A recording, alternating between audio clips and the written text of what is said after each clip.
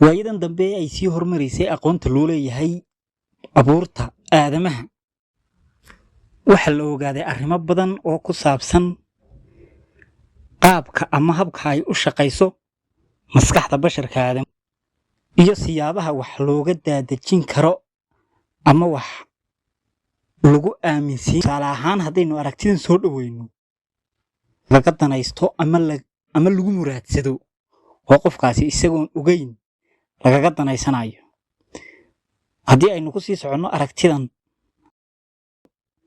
tusaale iminka laba shay oo kale ayaad keenaysaa labadaa shayba adaa soo xulay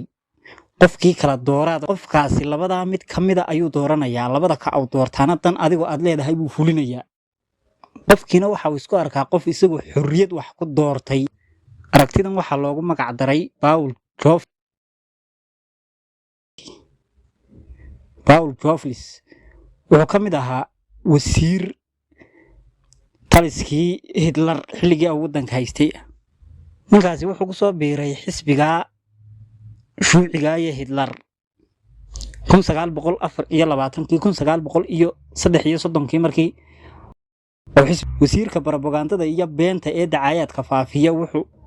ninkaasi wuxuu ka mid ahaa wasiiradii Hitler xukunkiisa la bilowday lana dhamaystay ahmiyada uu leeyahay Hitlerna wuxuu ku dardaarmay markii xataa uu dhimanayay ninkaasi inuu madaxtinimada kala wareego waddanka Jarmalka kadib uu kala wareegay madaxtinimadii markuu Hitler meesha ka baxay xaaskiisii iyo caruurtiisii markuu qol dhulka hoosteeda ageeyay hase ahaatee maalin markuu hayay xukunka waddanka ee ay talada xumaatay ayuu ku noqday halkii ubadkiisa iyo xaaskiisa uu geeyay halkaasay sun ku cabeen oo ay isku dileen mid ah hadaladiisii oo laga soo wariyay wasiirka shaydaaniga beenta ku celceli run ayay noqonay waxa kale oo ka mid ahaa marka aan maqlo ereyga aqoon waxaan haabhaabtaa baaskooladayda ay sababtu tahay aqoonta waa necbahay oo ma doonayo dadka aan maamulay inay wax ogaadaan waxaan se rabaa dad warbaahinta marka aan hadal uga jeediyo sida jabaq soo celinta oo uga dhaxday ama hadalka aan warbaahinta uga jeediyay oo waxaan iraado maahay aan wax kale ogeyn waxa kale oo hadaladiisii ka mid ahaa waxaad ishiisa warbaahin bilaa akhlaaq iyo bilaa damiir ah waxaan ku siin dad weel maran ah oo bilaa garasho iyo bilaa garaad ah aragtiyaha ninka haddii aynu ku sii soconno waxa ugu weyn ee imika tiirarkayga ku taagan waa waxaan la yiraahdaa dimuqraadiyaddu waxay shacabku doortaan maahina wax loo soo asteeyay bay kala doortaan shacabkuna waxay u haystaan waxay iyagu doortaan ciidan kala doorta leeyahay waa cid la soo asteeyay ama la soo magacaabay oo la hor keenay ee dadku iyagu may soo kaxaysan oo meesha may keenin oo ma dooranayaan tusaale ahaan laba xisbi baa la hor keenayaa labadaa xisbi baa la oranayaa dadka kala doorta labadaa xisbi waxa soo magacaabay cidda hadabadeeda waxaan ka maamulaysa dadkiisa waxay u arkayaan in ay xurriyad iyagu wax ku doorteen taw ee loo jeexay mid kamid ah bay dadkaasi dooranayaan aragtidaasina waa aragtida edegeynta ama soo oodida aqliga basharka oo basharkii xira loo soo oodayaa xiradaasi wixii loogu dhax keenay bay kala dooranayaan wax dhaafsan maba oga oo isma weydiinayaan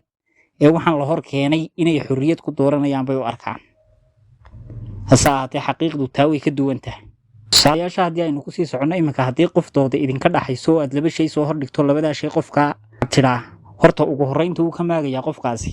haddii uu hadal kale yiraayo isa sii dhaafinayood mar labaad ugu celisana labadaa mid buu ku toosayaa qofkaasi caqligiisii si aanu dareensanayn baad adigu dantaada u dhaxmarsatay isagiina waxa uu isku arkayaa labadii inuu xurriyad u kala doortay aragtidana waxa loogu magac daray ninka markii ugu horeysay dhaqan galiyay ee Jofflis ee wasiirada Jarmalka ka mid ah